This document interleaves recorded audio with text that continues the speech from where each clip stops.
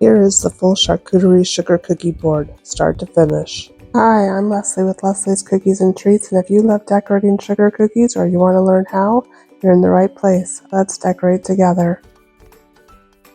Today we're bringing all of the delicious details together into one full tutorial so you can see the entire board come to life from start to finish. All of the supplies are in the description, so let's decorate starting with the Brie. I used a 3-inch circle cutter and the tip of a triangle cookie cutter to cut out these cookies. And now I'm using about a 20-second royal icing in white. And I'm just going to outline all of the cookies and then I'll flood them in. No need to flood them in perfectly because we're going to put some crumpled parchment paper over the top to give our cookies that classic Brie look. So grab a square of parchment paper and just wrinkle it all up, crumple it into a ball, and then smooth it out, and then you can place it over the top and pat down gently, and then leave these cookies to dry. Mine took about 24 hours. These cookies are perfect as a host or hostess gift or for a potluck. It's a fun take on a charcuterie board and everybody loves them. Once they've dried completely, just peel the parchment paper off. It should come off cleanly and easily. And that's all there is to it. You have little Pac-Man style Brie cookies ready to go. And then we'll move on to our next cookie. We're going to be making cheddar cheese. Easy peasy cheesy. Just take your square cookie, outline it, and flood it in with a 15-second consistency in orange or white, whichever is your preference. Use your scribe to settle the icing down. And your cheddar cheese is looking sharp. Next up, we've got Colby. We'll be using a wet on wet effect to make the Colby cheese, so grab your orange icing and outline it and then put a few squiggles of orange in the center, and then grab your white icing and immediately put some diagonal squiggles on top of that, and then follow that with a few more orange squiggles. Then grab your scribe or toothpick and swirl them all together, and then give it a little shake and settle it down, and there you have it, Colby cheese. As easy as that. And moving on to some wholesome Swiss cheese. To make these cookies, I used my triangle cookie cutter and a little itty bitty circle cutter to cut out random holes. And I'm outlining and flooding in the cookie with a royal icing consistency that's about a 10 to 12 second consistency, and it does overflow my outline just a bit, and I'm just going to scrape that away with my scribe. To prevent the icing from overflowing, I should have used a 15-second icing consistency.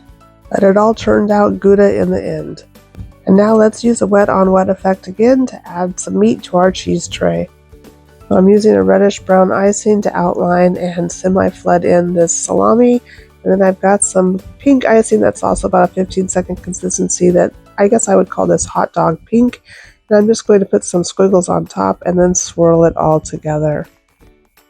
And once it's nice and smooth, I'm going to grab my white icing, which is also at about a 15-second consistency, and make random dots in the top of this cookie.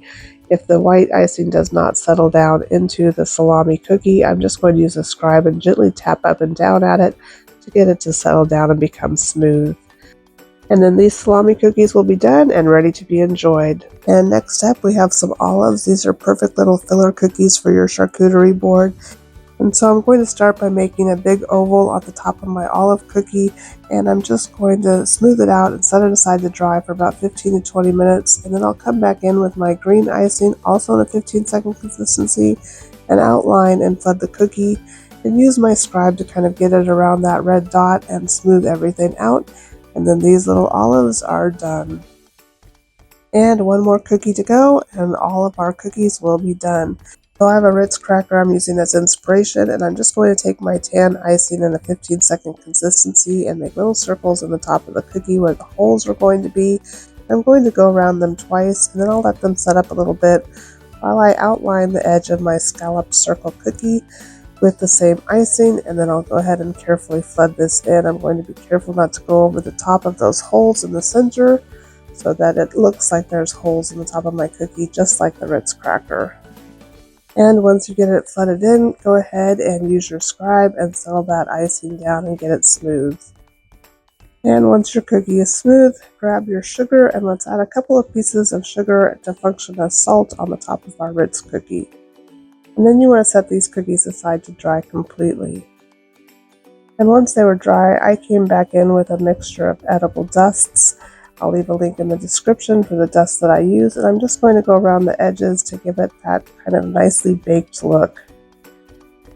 And once that's finished, all of your Ritz cracker cookies will be done, and it's time to put the entire board together. So grab all of your cookies and your charcuterie board and let's put them together. I'm going to put my cookies on a cake board because I need to deliver them and put them in a cookie box. And I'm going to put just a tiny bit of royal icing on the back of some of these cookies so they don't move around on the board during delivery. And if you're concerned about your cookies moving around too while they're being transported, you can do the same thing even if you're putting them on a wooden board or some other type of platter.